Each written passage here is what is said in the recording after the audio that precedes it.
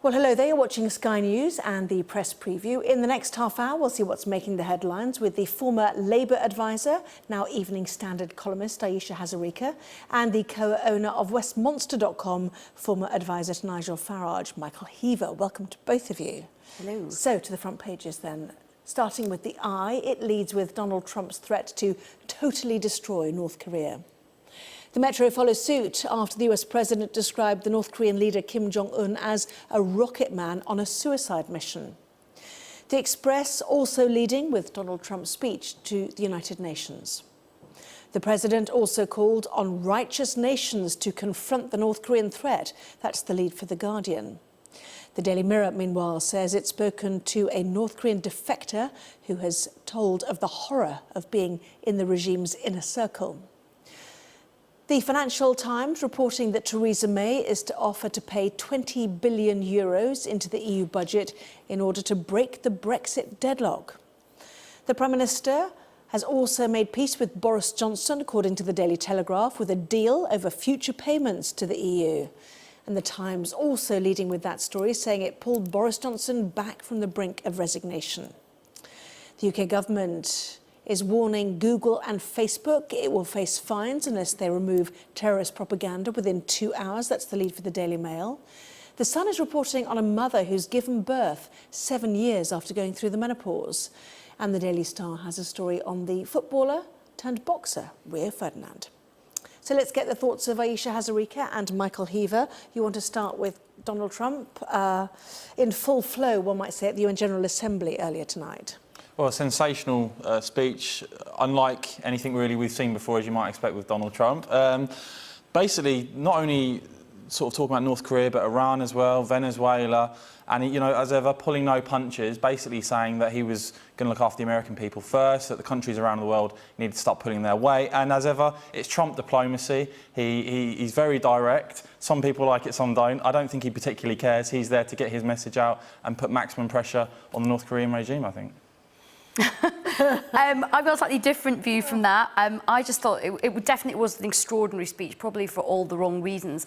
I mean, to turn up at the United Nations, which is a place essentially about peace and diplomacy, and kind of threaten to sort of destroy North Korea and sort of obliterate it off the face of the planet, is not quite in tone with what the UN is about. And obviously it was big on the rhetoric, it was very big on being very bombastic, as Michael said, America first, and, you know, no kind of soft talk on human rights or anything like that. The interesting thing about it is that he does talk tough on North Korea, but what can actually be done? I don't think there's any appetite either in America or from his closest allies that he would need to, if he did want to do this, to go in and have military action. It's one thing to talk tough, it's another thing to actually come up with practical solutions. It's very, very difficult to tackle the North Korea situation. And some people say, well, you know, China can get involved. China is not going to by itself get involved. China is in a very delicate place because it doesn't want the North Korean situation to get worse, but it doesn't want refugees coming. It doesn't really want North Korea to be destabilised. And what it doesn't want is a new state with a new regime which America controls next to it either. So come on, Michael, you're tapped into this new form of communications. Blunt, you said, I think it was, the rocket man on a suicide mission, totally destroying another country. What does he actually mean? He's setting out in a very direct tone, in the way that he communicates, in the way that people can understand, that this guy is a complete lunatic. He's unlike any other leader. North Korea is unlike any other regime in the entire world. And look, I think a lot of people watching his speech will look at what Barack Obama did for 8 years, which was basically a load of rhetoric and a load of speeches, and nothing really happened as North Korea carried out repeated nuclear tests, and they look at the reaction from China and other sort of the international pressure building, and Trump is getting results now. He is getting more reaction from the likes of China and across the world. Well, you might argue he's also getting more reaction from North Korea, more nuclear tests and more missile tests. But North Korea have always said that they want to go towards this nuclear route. They want to get as many and as powerful nuclear weapons as they can. In a defensive manner, possibly, and also to gain leverage over the international community, of which they do not have a lot at the moment. Well, they don't look very defensive to me at the moment. They're firing missiles over the top of Japan. There's no one firing missiles back at them. And the point with this is, this sort of diplomatic route of just sort of everyone spin a load of rhetoric and doesn't come up with any real concrete solutions and doesn't say we're going to eventually do anything. It's a tried and failed method. If you keep going down that path, I'm afraid what you're going to end up is a world with North Korea having very sophisticated nuclear weapons that I think one day it will decide to use on a whim because it's a completely barbaric, insane regime. But what is also true is doing failed interventions to get rid of dictators that we think we don't like because they've got weapons of mass destruction Well, I was against that, has not quite gone so well for the world generally. And the problem is lots of military experts are now saying you can't just steam into North Korea. It's not a normal kind of, well, dictators don't tend to be normal, rational people anyway.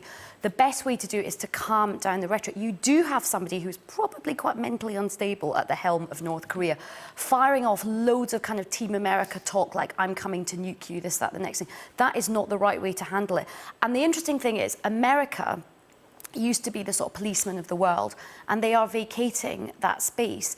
And even now Vladimir Putin, who is not known as a kind of like, you know, a sort of particularly lily-livered, like bleeding heart liberal like myself, he has even said recently, look, the way to solve this problem is not military action because you are literally dealing with a madman and you do not want, you know, starting World War III is not going to help anyone. And China have made it very clear that if America attacks North Korea, they're going to side with North Korea. I do think the Russia point's very interesting because, again, everyone was saying that Vladimir Putin was sort of pulling the strings. Again, this approach that Trump's taking, he is putting his opinion out there, the American first policy agenda, and he doesn't care really what the other leaders are saying. His job is to put pressure on and do what he thinks right, and I think that type of leadership is what the American people increasingly are going to support. And just a dramatic front page, also worth mentioning, Daily Mirror, they've spoken to a defector on the North Korean border.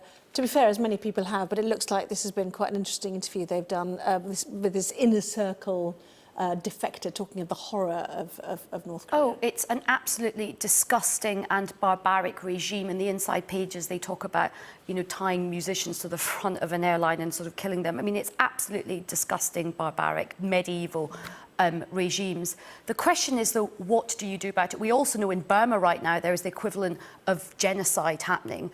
What does America do and what is the UN's policy? Do we take a decision that we're going to go in when we see these atrocities happening and we're going to go in and take military intervention? If that's the decision that the world takes, I'm good with that if we do want to be much more muscular, but we have to have a kind of coherent policy, you know, a proper international kind of global policy. Well, as this story shows, this is Nazism in 2017, and I think the prospect of a regime like that that's completely unpredictable and unhinged, having nuclear weapons, if the world wants to go down the route of allowing that to happen, I think it's going to have serious problems down the road, and I think a lot more people will die if you allow that to happen. But let's take Iran, for example. They were developing a nuclear program. That has been that has been scaled back because of international diplomacy, because of the deal that Obama struck with Iran. I just because don't think the you can economy, deal with Kim Jong-un, can you? He's not a rational, sensible... You certainly don't deal with him by sending him inflammatory messages like, I'm coming to get you and wipe you off the face of the planet. I think that's the exact way you deal with him. All Well, of this soft soaping is completely failed, and let him to run roughshod. He's firing missiles as we speak. And do you think it's calmed him down at all? No, it hasn't. And even the military around the President of the United States are saying, calm down the rhetoric. This is no way to deal with this type of military and international diplomacy. Yes, the Iranian deal, obviously, President Trump also criticised today, didn't he? Let's move on to this man, shall we? Boris backs down from the brink as May seals cabinet Brexit truce. This really flattering photograph of him post-jog in New York. What's happened? Well, the blonde bombshell, of course, dropped his 4,000 words, put a shot right across the bows of the government. You know, and I think he's speaking for a lot of Brexiteers, a lot of Leave voters. Of course, when you look at that Theresa May's top team, a lot of them actually campaigned to remain in the EU, whether you talk about Philip Hammond, whether you talk about Damien Green. So I actually think Boris Johnson's trying to bring some Brexit positivity back into the heart of government, and it looks like in a way he succeeded. You're seeing the government now making slight concessions. Spin for Boris, you'd be amazing. No, well, I think it's good that we've actually got a politician who's positive. Well, the government now are committing that they will pay money to the EU during the transition period, but they're saying now there wouldn't be no big transfers of cash after the transition period. Now, to a lot of Brexiteers, they're still going to be saying, well, if we're still paying money to the EU by 2022, possibly, it's not exactly what we voted for. So, well, how does that relate to the FT story, which is that the Germans have been... Oh, that didn't happen, did it? Let's see if that works. There we go. The Germans have been told that in her speech on Friday in Florence, Theresa May will offer to pay 20 billion euros. Is that part of the Brexit divorce bill, or is it the transition period that you're talking about? So, well, I think this is the opening gambit. So Theresa May's got this big speech on Friday, and I think she's basically saying that £20 billion is a starting point. Now, you know, we know that there's no public support for tens of billions of pounds to be handed to the EU. At the same time, Theresa May is trying to walk the tightrope between appeasing the EU and trying to move on talks and trying to bring her cabinet together. And, you know, it's proven very difficult, as we see. It just proves that, yet again, you know, more evidence that we are in chaos on Brexit. Boris's intervention didn't actually have much to do with the optimism and positivity of Brexit. It was it was very much a kind of, look, everybody, I'm still here, I'm still a contender, I could be a contender once Theresa May goes. And in the Mail, they do a fantastic sort of day by day, what is his game? They kind of do, like, they do an analysis from Friday right through till sort of yesterday in terms of what happened. And it basically starts with him trying to spike her Florence speech. Then everyone starts distancing themselves from him, including Michael Gove. When Michael Gove is saying, back off, somebody from Michael Gove's team says, if there was a suicide pact of this nature, you'd think Boris would have had the courtesy to tell us he was going to jump. So then even, you know, Amber Rudders, everyone's distancing himself. Then Boris comes out saying that he's going to resign. Then he says he's not going to resign. He then comes out with a brilliant quote, which he says that the cabinet is as united as a nest of singing birds, more like a nest of stinging vipers, as somebody said. The interesting thing about this, I think this is, again, sort of slightly backfired for Boris, because he's doing this to show to his party that he's still got what it takes to be the leader. But I think a lot of the grassroots are quite angry with his intervention now, because it is a very delicate point for the Prime Minister ahead of conference. And tonight, actually, there's been a survey of Conservative Association chairmen, and they have found that only fewer than 1 in 3 have supported Boris Johnson about this intervention, and they're very cross with him. So I think, again, he is trying to assert himself. He's having an existential crisis because he's not involved in Brexit. And he's got a young whippersnapper on his heels now in the form of Jacob Rees-Mogg, who is getting a lot of the media attention as a young. I mean, obviously, if you're into a walking time warp, but he is getting a lot of. How young is he? Well, he's a minister for the 18th century, so I mean, he's about 120 years old anyway in his mind. But the point is, I was at an event just last night with a lot of senior Conservatives, and they were saying that they get the feeling that Boris needed to make this intervention because Jacob Rees-Mogg was the kind of person that everyone was talking up as a potential leader.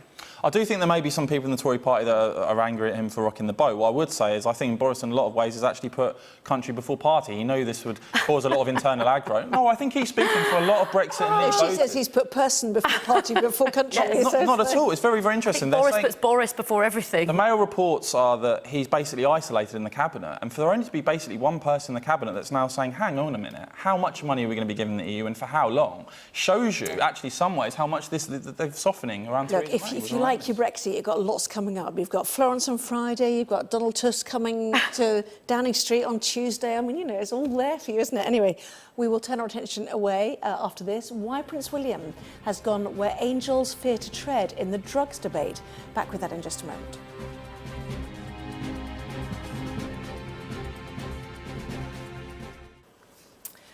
Well, welcome back to the press preview. We're taking a look through the newspapers. I'm joined this evening by Michael Heaver and Ayesha Hazarika. She tries desperately to find the story. I think it's in the Times front page. There we go. So, should drugs be legalised, asks William. Is this the Prince, William? Yes, it is. This is a really interesting intervention. So he was visiting Spitalfields Crypt Trust in Shoreditch, and he was meeting with ex-drug and alcohol addicts. And he asked them, look, there's obviously a lot of pressure growing on areas about legalising drugs. What are your individual opinions on that? Now, the Palace has been quite careful in stating that he didn't actually wade in with an opinion himself. But I think it's quite interesting that he's made this intervention because it's thoughtful, it's a huge social issue. It is actually the kind of thing I could imagine his mother having done in terms of lot of empathy, trying to talk about issues which were socially controversial at the time. So I think it's a really interesting move from him. I don't know what the Palace will think about it, but I think he and his brother are trying to break from the sort of traditions of the past and be more modern and be more empathetic about big issues. Yeah, the person that Prince William spoke to actually was an addict and basically said, you know, when you get put in prison, you don't get the facilities and actual help you need, you just get punished, and in a lot of cases that can actually exacerbate. We know that, for instance, you can get drugs in a lot of prisons now, potentially. This makes it even worse for them. So, you know, I think it is very, very interesting. I think, you know, to have the Prince William, Prince Harry, they're talking about things like mental health, they're talking about bullying, they're talking about these, you know, I think they're really good role models. I think they're really good for the country. And I think they're quite unusual in some of these difficult and sort of things that even politicians don't dare go near. Yeah. They're actually addressing them directly. And I think raising awareness and kick-starting debates like this, sometimes when politicians don't have the minerals to do it, is a good thing. Because certainly this is an area where the drugs war is just not working at the moment. You're looking addicts up and they're coming out of jail even more addicted than they were before they went in. But then his dad, Prince Charles, raised environmental issues, architecture, climate change, well before it was fashionable to do so, and that didn't really get him anywhere, did it? So, you know, you wonder where it goes, but I think worthy things to do, and I think they are aware of the fact that they are, as Michael said, they're role models, they're social ambassadors, and I think, you know, people think they should go where politicians fear to tread sometimes. Inside pages of the Times, Jeremy Corbyn, as the paper puts it, tightening his grip on Labour. How so? Well, today, Labour's National Executive Committee, they're the ruling body of the Labour Party, they made quite an important rule change, which lowers the amount of support that any future leadership candidate would have to get from MPs to get onto the ballot paper. So they've done this to ensure that they could have a wider field of candidates. People read into that to make sure that Corbyn's successor can be a person from the left of the party. I am not surprised this rule change has gone through because Corbyn is very hegemonic in the party now. He controls the party. He won the leadership election again with a bigger mandate. And of course, since the election, you know, his popularity is even greater. But there is a lot of controversy about this. There's also a new rule, which is they're going to do a review of all these different bits of party democracy and structure. He's trying to give members more power and less to Parliament. And this is going to be led by somebody in his office. So there is quite a lot of concern that this is more grip over the party machine, but I think it was inevitable. You wanted very quickly to talk about the story at the bottom. We've only got 20 seconds for you to tell us that one. There we go. Yeah, a pensioner who'd been put in a twice daily £1 punt for 13 years, didn't turn up one day, Michael Bass, and his local Betfred branch, they basically turned up to see what was going on with him. They found him actually in a diabetic coma, and he said that they sort of saved his life. So, you know, a great story about community looking out for one another. In this case, it actually saved a life. Quite incredible. And one wonders if he'd ever won anything with that £1 bet. Maybe we'll get there one another that way, time. didn't he? Yeah, he did. Absolutely did. Michael Heaver, Ayesha Hazarika, as ever, thank you both very much indeed. Thank you.